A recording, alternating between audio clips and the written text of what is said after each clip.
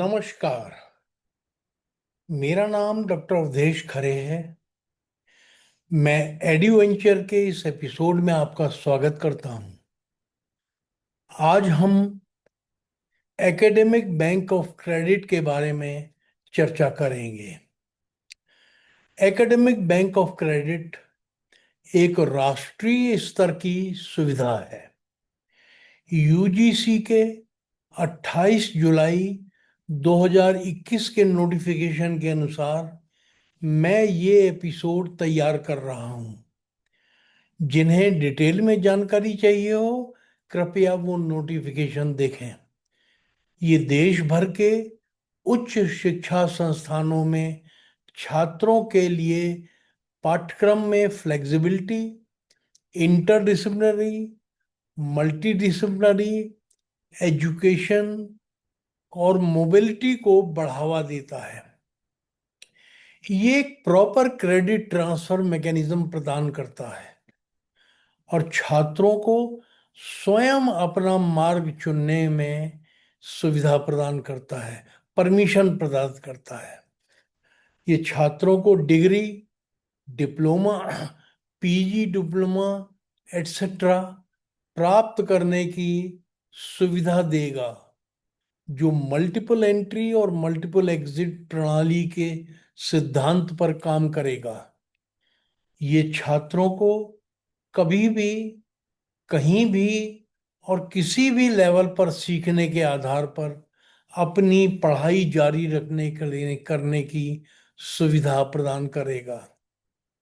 ये किसी शैक्षणिक योग्यता के लिए लर्निंग आउटकम्स जैसे रचनात्मकता, नवाचार, उच्च स्तरीय सोच और गहन विश्लेषण को बढ़ावा देता है।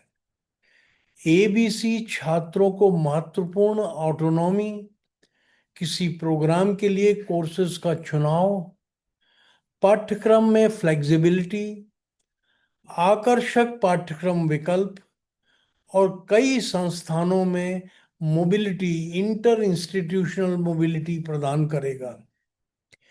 अब हम एबीसी के उद्देश्य के बारे में बात करेंगे। देश भर में उच्च शिक्षा में लर्नर फ्रेंडली अप्रोच के साथ स्टूडेंट सेंट्रिसिटी को इम्प्लीमेंट करना और उच्च शिक्षा में इंटरडिसिप्लिनरी अप्रोच को बढ़ावा देना इसका मुख्य उद्देश्य है। उनकी अभिरुचि और ज्ञान की खोज के अनुरूप सर्वोत्तम कोर्सेज के कॉम्बिनेशन का सिलेक्शन करने में छात्रों को सक्षम बनाना इसका उद्देश्य है। छात्रों को अपनी पेस ऑफ लर्निंग और उसके साथ जुड़े लॉजिस्टिक्स और कॉस्ट को चुनने में अनुमति प्रदान करना भी इसका उद्देश्य है। छात्रों को अपनी डिग्री को अपनी पसंद के अनुसार ढालने या संशोधन करने या कोई खास स्पेशलाइजेशन चुनने की अनुमति देना इसका उद्देश्य है। बजाय इसके कि वे किसी एक यूनिवर्सिटी की रिजिड और निर्धारित डिग्री या कोर्सेज का चुनाव करके पढ़ें। ये जबरदस्ती नहीं है। छात्रों को अपनी डिग्री पूरी करने के लिए मल्टीपल एंट्री, मल्टीपल एग्जिट की सुविधा देना और साथ ही किसी प्रोग्राम के विभिन्न विषयों हेतु अन्य संस्थानों में मोबिलिटी या गतिशीलता प्रदान करना इसका उद्देश्य है। अगर किसी कॉलेज में कोई सब्जेक्ट बहुत बढ़िया पढ़ाया जा रहा है या कोई स्पेशल टॉपिक पढ़ाया जा रहा है तो छात्र वहाँ से वो चुन सकते हैं। पढ़ने पढ़ाने की गतिविधियों को प्रोसीजरली समर्थन देना, जिससे बाद में कोई समस्या ना आए। वे विभिन्न विश्वविद्यालयों और कॉलेजों के बीच इंटीग्रेशन के माध्यम से मोबिलिटीज के साथ पढ़ने पढ़ाई अपनी संपन्न कर सकें, इसलिए प्रोसीजरली इसको समर्थन देना इसका उद्देश्य है। सभी को आजीवन सीखने की सुविधा प्रदान करना, चाहे वे छात्र फुल टाइम हो या पार्ट टाइम तरीके से पढ़ रहे हों। छात्रों को अपनी एकेडमिक डायरेक्शंस को चुनने और बदलने की सुविधा प्रदान करना। अब हम एबीसी के ऑर्गेनाइजेशन के बारे में बात करेंगे। एबीसी उच्च शिक्षा संस्थानों के एकेडमिक क्रेडिट्स का एक डिजिटल डेटाबेस या ऑनलाइन भंडार होगा, जिसमें छात्र इसके स्टेक होल्डर्स होंगे। एबीसी की स्थापना नेशनल एकेडमिक डिपॉजिटरी की तर्ज पर की जाएगी। इसकी एक डायनेमिक वेबसाइट होगी जो स्टेक होल्डर्स के उपयोग के लिए एबीसी की कार्यप्रणाली से संबंधित सभी विवरण प्रदान करेगी। एबीसी एजुकेशनल ऑब्जेक्टिव्स के लिए एक बैंक का कार्य करेगा, ठीक वैसे ही जैसे वित्तीय उद्देश्यों के लिए, कॉमर्शियल ऑब्जेक्टिव्स के लिए कॉमर्शियल बैंक काम करते हैं।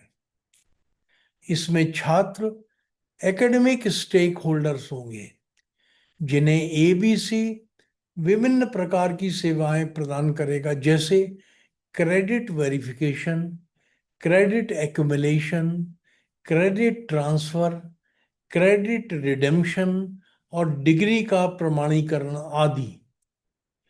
एबीसी द्वारा क्रेडिट या डिग्री का प्रमाणीकरण किसी भी तरह से, किसी भी प्रकार से उन इंस्टीट्यूशंस की वैधानिक शक्तियों का अतिक्रमण नहीं होगा जिन्हें डिग्रियां और शैक्षणिक योगदान प्रदान करने का अधिकार मिला हुआ है। Academic bank of credit registered institution से छात्रों द्वारा अर्जित किए गए क्रेडिट का सर्टिफाइड रिकॉर्ड उपलब्ध कराएंगे। किसी भी यूजी, पीजी, डिप्लोमा या सर्टिफिकेट को प्रदान करने के लिए आवश्यक क्रेडिटों की संख्या, अध्ययन के अनिवार्य कंपोनेंट्स या पीएचडी के लिए आवश्यक कोर्स वर्क की शर्तें वही होंगी जो एकेडमिक संस्थानों द्वारा निर्धारित की गई हैं। इसमें एबीसी का कोई रोल नहीं होगा।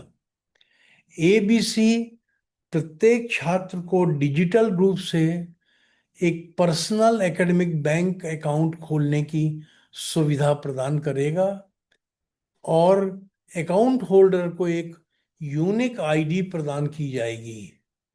अब इस एबीसी के कार्य के बारे में हम लोग चर्चा करेंगे। एबीसी रजिस्टर्ड इंस्टीट्यूशंस द्वारा दिए गए क्रेडिट्स को छात्र के एकेडमिक बैंक खाते में जमा करेगा।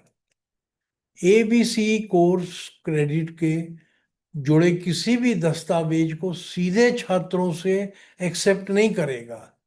एबीसी ऐसे दस्तावेजों को तभी वैध मानेगा जब वे कंसर्न्ड रजिस्टर्ड इंस्टीट्यूशन द्वारा भेजे गए हों, जहां से छात्रों ने वे क्रेडिट अर्न किए हैं। एबीसी एकेडमिक बैंक खातों को खोलने, बंद करने, उनकी पुष्टि करने, क्रेडिट सत्यापन, क्रेडिट संचय, क्रेडिट हस्तांतरण या क्रेडिट रिडम्पशन की प्रक्रिया सुनिश्चित करेगा। छात्रों द्वारा ऑनलाइन माध्यमों से स्वयं वी लैब जैसी राष्ट्रीय योजनाओं के जरिए किए गए कोर्स को भी क्रेडिट हस्तांतरण और क्रेडिट संचय के लिए पात्र माना जाएगा। एबीसी का कार्य केवल डिस्टेंस या नॉन कॉन्टेक्ट एजुकेशन तक ही सीमित नहीं होगा, बल्कि ये विभिन्न एग्जिस्टिंग और भविष्य के टीचिंग लर्निंग मॉडल्स के इंटीग्रेशन पर भी लागू होंगे। एबीसी उन सभी प्रोग्राम्स को अपने दायरे में लेगा जो यूजीसी, एआईसीटी, एनसीटीई आदि के अधिकार क्षेत्र में आते हैं।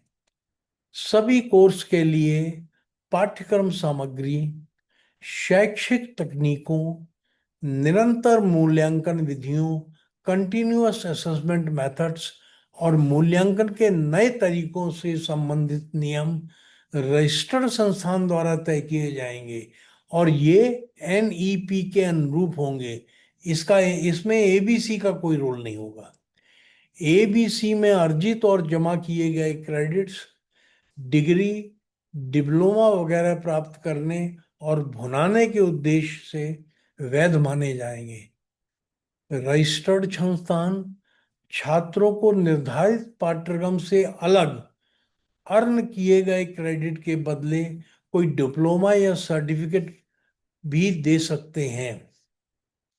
छात्र अपनी व्यक्तिगत पसंद के अनुसार ऐसे कोर्स चुन सकते हैं जो किसी विशिष्ट क्षेत्र में तो नहीं आते, लेकिन रजिस्टर्ड संस्थान द्वारा दी जाने वाली यूजी डिग्री या कुल क्रेडिट की जरूरतों को पूरा करते हैं। एकेडमिक ईयर 2021-2022 या उसके बाद, यानी 21-22 के बाद या 21-22 में रजिस्टर्ड संस्थानों से अर्न क्रेडिट ही क्रेडिट ट्रांसफर, क्रेडिट जमा करने और क्रेडिट रिडेम्पशन के पात्र होंगे। 21-22 के पहले के क्रेडिट नहीं माने जाएंगे। रजिस्टर्ड संस्थानों से छात्रों को अपनी योग्यता के अनुसार अतिरिक्त कोर्स करने की भी आज़ादी होगी और छात्र अपने एकेडमिक बैंक अकाउंट में उन्हें जमा कर सकेंगे ऐसे क्रेडिट को। रजिस्टर्ड इंस्टीट्यूशन से स्किलिंग कोर्स करके छात्रों द्वारा प्राप्त क्रेडिट भी एकेडमिक बैंक अकाउंट में जमा करने और रिडेम्पशन के लिए एलिजिबल माने जाएंगे। अब रजिस्ट्रेशन के लिए एलिजिबिलिटी क्राइटेरिया क्या है? ये लो ग्रेड की यूनिवर्सिटीज और इंस्टीट्यूशन इसमें शामिल नहीं होंगे। क्राइटेरिया है यूनिवर्सिटी और ऑटोनोमस कॉलेज जिन्हें या तो नैक ए ग्रेड मिला है या एनबीए से कम 3 प्रोग्राम के लिए मिनिमम स्कोर 675 है या एनआईआरएफ में टॉप 100 रैंकिंग है या क्यूएस अथवा Times higher institution of eminence या इंस्टीट्यूशन ऑफ नेशनल इंपॉर्टेंस में टॉप 1000 वर्ल्ड रैंकिंग में आते हैं। वे ही संस्थान एबीसी के साथ रजिस्टर्ड करने के लिए एलिजिबल नहीं है। तो क्वालिटी रिस्ट्रिक्शन बहुत तगड़ी रखी गई है। HEIs को रजिस्ट्रेशन करने के लिए, अप्लाई करने के लिए अपनी गवर्निंग बॉडी से अप्रूवल लेना होगा। रजिस्टर्ड इंस्टीट्यूशन को पूरे डिग्री प्रोग्राम के अलावा स्टूडेंट्स को फुटकर कोर्सेज में भी एडमिशन देना होगा। इन कोर्सेज में अगर बच्चे चाहते हैं कि हमें एडमिशन दो तो देना होगा।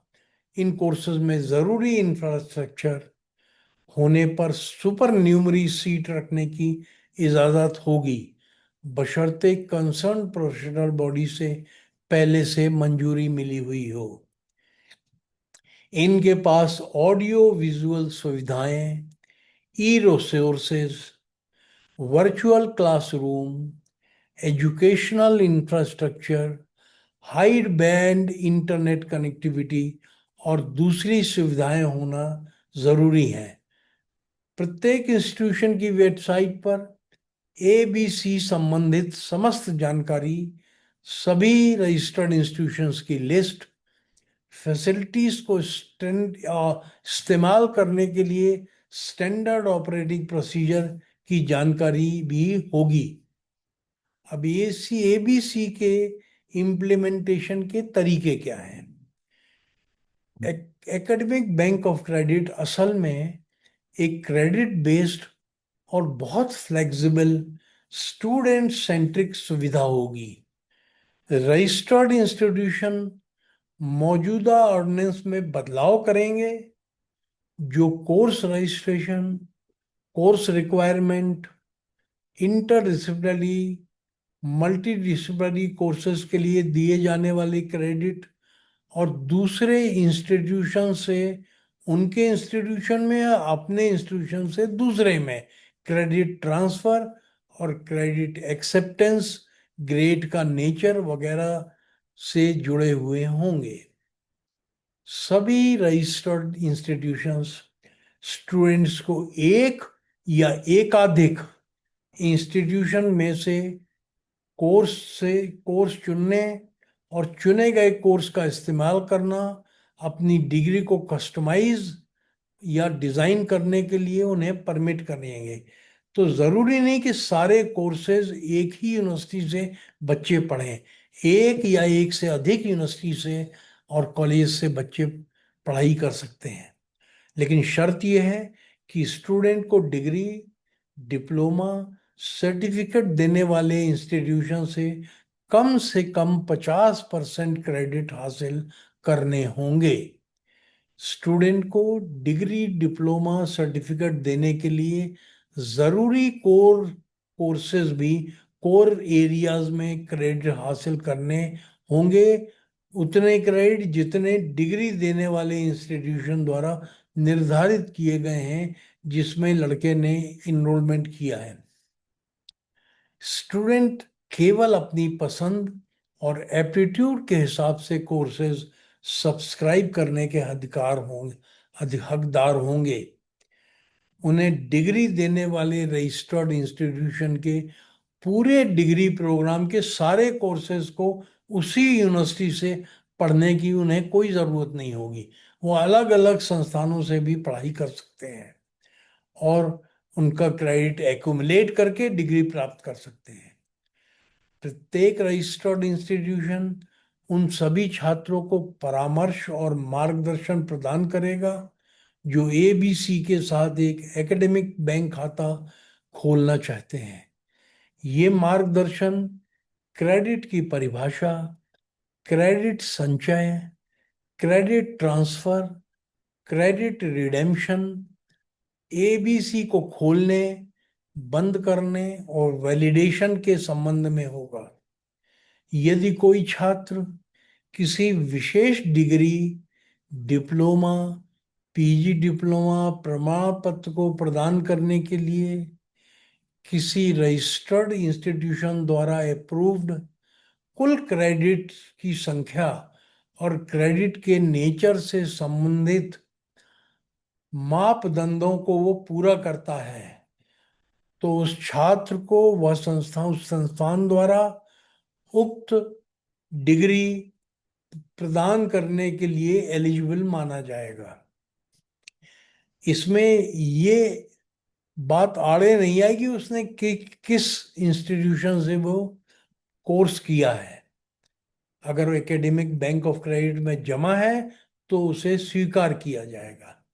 एक पंजीकृत संस्थान को प्रोत्साहित किया जाएगा कि वो अपने पाठ्यक्रमों की संरचना core courses, core elective, open elective, skill enhancement elective, ability enhancement elective आदि श्रेणियों में विभाजित करे और वो संस्थान प्रत्येक श्रेणी के लिए उपयुक्त क्रेडिट रिक्वायरमेंट का निर्धारण भी करे। शैक्षणिक योग्यताएं आदि प्रदान करते समय रजिस्टर्ड इंस्टीट्यूशन क्रेडिट की संख्या, क्रेडिट का अवधि के संबंध में यूजीसी या प्रोफेशनल बॉडी द्वारा समय समय पर निर्धारित मापदंडों और दिशा निर्देशों का पालन करेंगे। एक बार जब शैक्षणिक योग्यता को प्रदान करने के लिए किसी क्रेडिट का उपयोग कर लिया जाता है, रिडीम कर लेते हैं, तो ऐसा क्रेडिट संबंधित छात्र के अकाउंट से स्थायी रूप से परमानेंटली डेबिट कर दिया जाएगा। छात्रों की शिकायतों, अपीलों को सुनने और उनका समाधान करने के लिए केंद्र सरकार, UGC, academic bank of credit के स्तर पर, प्रत्येक रजिस्टर्ड इंस्टीट्यूशन के स्तर पर एक academic bank of credit grievance redressal mechanism स्थापित किया जाएगा। अब क्वालिटी असेसमेंट के बारे में चर्चा करेंगे। पंजीकृत संस्थानों की ये जिम्मेदारी होगी कि वे विश्वविद्यालय स्तर पर अपने संबद्ध स्वायत्त कॉलेजों के स्तर पर एबीसी कार्यक्रम के विकास और उसे लागू करने की निगरानी करें। रजिस्टर्ड इंस्टीट्यूशंस एबीसी की सुविधा के प्रदर्शन की गुणवत्ता में सुधार करने और समग्र बहुविषयक शिक्षा को प्रमोट करने के लिए शिक्षक या कर्मचारी प्रशिक्षण, मेंटरिंग, शैक्षणिक और प्रशासनिक ऑडिट तथा अन्य उचित उपाय कर देंगे और करते रहेंगे। ये उपाय faculty development programme, quality improvement programme या टेक्नोलॉजी इनकलकेशन प्रोग्राम के रूप में हो सकते हैं। प्रत्येक रजिस्टर्ड इंस्टीट्यूशन अपनी वेबसाइट पर एक सालाना रिपोर्ट भी अपलोड करेगा। इस रिपोर्ट में एबीसी के संबंध में की गई उसकी गतिविधियों का विवरण होगा। साथ ही क्वालिटी एश्योरेंस और गुणवत्ता बनाए रखने और बढ़ाने के लिए उसके द्वारा उठाए गए कदमों की जानकारी भी शामिल होगी। कोई भी रजिस्टर्ड इंस्टीट्यूशन उस कोर्स के क्रेडिट की संख्या के आधार पर अपने संस्थान में कोर्स की फीस निर्धारित कर सकता है जिसके लिए छात्र ने एनरोलमेंट कराया है। वो पूरे प्रोग्राम की कोर्स फीस नहीं लेगा, जितने कोर्स में छात्र ने एनरोल किया है उस केवल उसकी कोर्स फीस लेगा। नियमों के उल्लंघन करने के परिणाम। यदि कोई संस्थान निर्धारित शर्तों या आवश्यकताओं को पूरा करने में विफल रहता है तो यूजीसी उसे सुनवाई करने का उचित अवसर देने के बाद ये डायरेक्शन दे सकता है कि वो एक पर्टिकुलर टाइम लिमिट के अंदर उस कमी को पूरा करे। यदि संस्थान ऐसा करने में विफल रहता है तो यूजीसी उस संस्थान का एबीसी से पंजीकरण समाप्त कर सकता है। इसके अलावा यदि उस कॉलेज को अधिनियम के तहत कोई ग्रांट प्राप्त करने की पात्रता है तो यूजीसी उस ग्रांट को बंद भी कर सकता है। मैं इस एपिसोड को अब यहीं समाप्त कर रहा हूँ। आप सभी दर्शकों को भाग लेने के लिए धन्यवाद। अगले मंगलवार को हम एनईपी के संबंधित किसी अन्य विषय पर चर्चा करेंगे एड्यूवेंचर में। जय हिंद।